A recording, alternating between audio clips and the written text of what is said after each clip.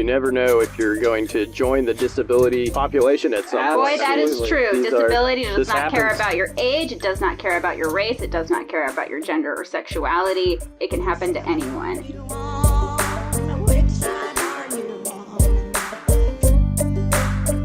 I have a story from the Department of Labor. We mentioned a couple of Department of Labor updates earlier in the show, but this one,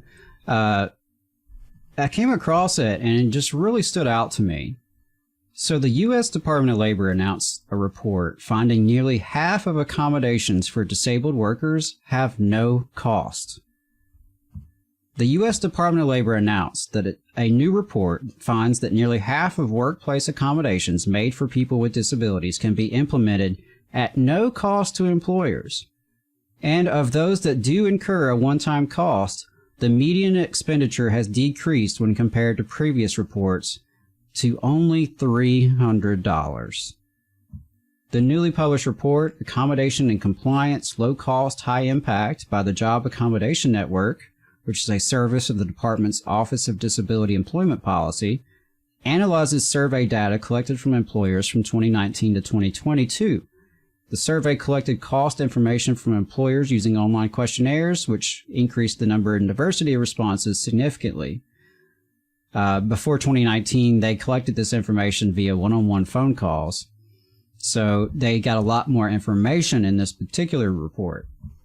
In addition to gathering information about the cost of accommodations, the survey explored employers' motivations for making them, their effectiveness, and the benefits they produced. And the report includes the following findings. More than half of employers made accommodations to retain valued employees. 68.4% of employers said the accommodations made were either very effective or extremely effective after consulting JAN. Another 18.3% of employers said accommodations were somewhat effective.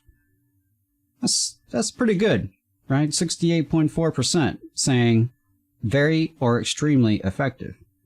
The indirect and direct benefits of making accommodations included retaining valuable employees, improving productivity and morale, reducing workers' compensation and training costs, and increasing workforce diversity. The report reinforces what Job Accommodation Network has repeatedly in its work observed, which is that accommodations for disabled workers are indeed a low-cost, high-impact strategy for supporting and retaining valued talent, explained Assistant Secretary for Disability Employment Policy Taryn Williams. The report also reinforces the importance of JAN's role in helping employers understand available options and implement viable solutions that work for both the employee and organization as a whole. An accommodation is a modification to the work environment or the way a job is customarily done to enable a qualified individual with a disability to enjoy equal employment opportunities.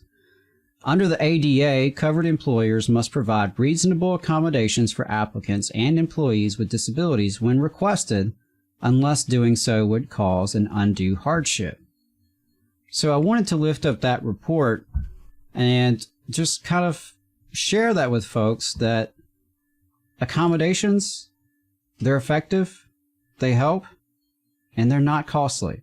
We don't have to freeze disabled people out of the workforce. Absolutely. Absolutely. And sometimes that's all that is required is just some accommodation.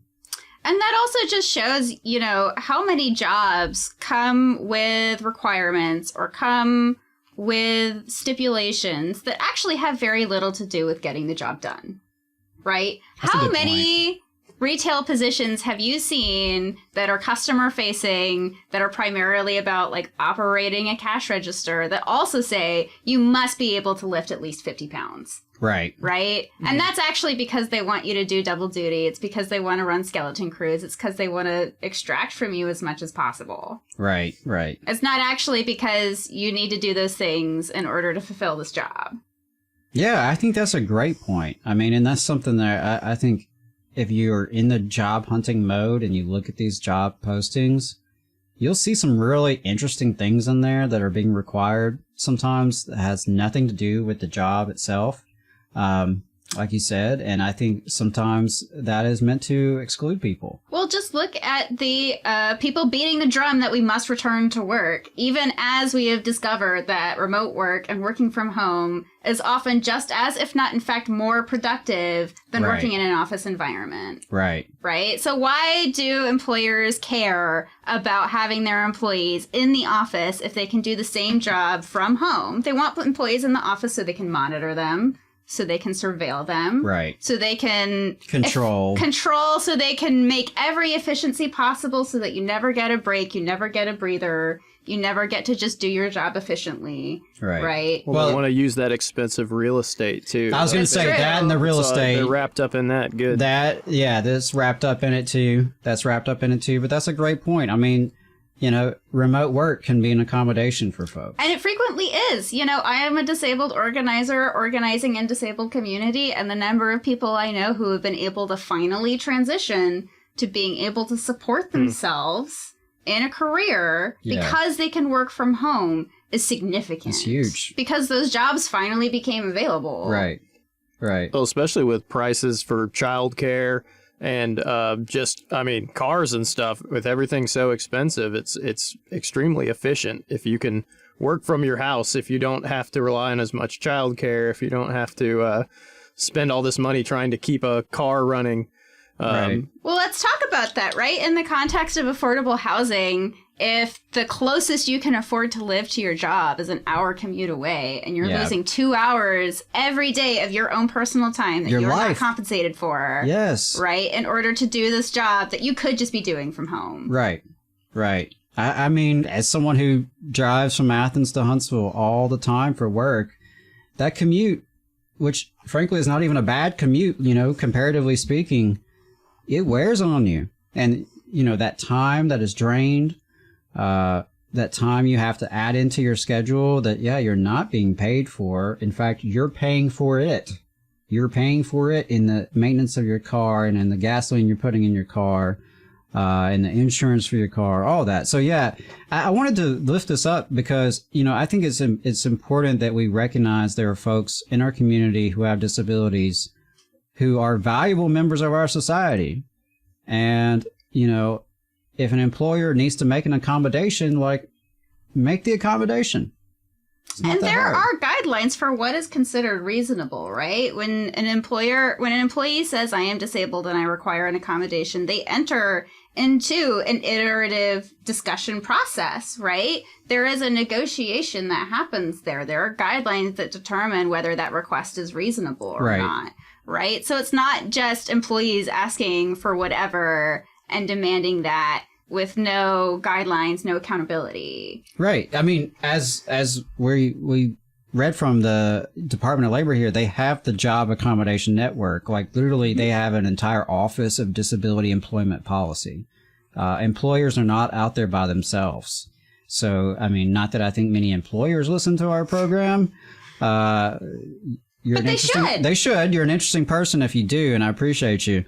But, you know, employers can find resources out there to do this and to do it effectively. And in fact, find money to pay for those accommodations. Right.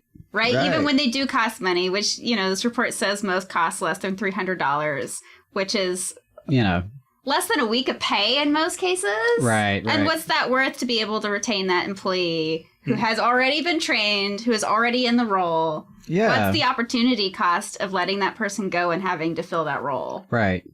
Yeah, I think so. So, definitely wanted to put that information out there and, just, you know, wanted to think about folks with disabilities in our community and how important it is that they be able to work and participate fully in our community. And you never know if you're going to join the disability population at some point. Boy, that is true. Disability does this not care happens. about your age. It does not care about your race. It does not care about your gender or sexuality. It can happen to anyone. And all of us eventually are going to require care. Right. Absolutely. All of us Absolutely. eventually require care. All of us require accommodations at some point in our life. And you're right. We all require care. You know, we saw with COVID how many folks joined the ranks of the disabled because of long COVID and other issues. So yeah, it's just, it's a very relevant topic for working people, I think. You just saw a clip from the Valley Labor Report. We are live every Saturday morning from 9:30 a.m. till 12:30 p.m. And we pride ourselves on keeping all of our content free to everybody so that we can talk to as many working folks as possible. If you support the work that we're doing, you think that it's important, you think that it's good, then consider making a monthly contribution to the project, and you can do that on our website, tvlr.fm.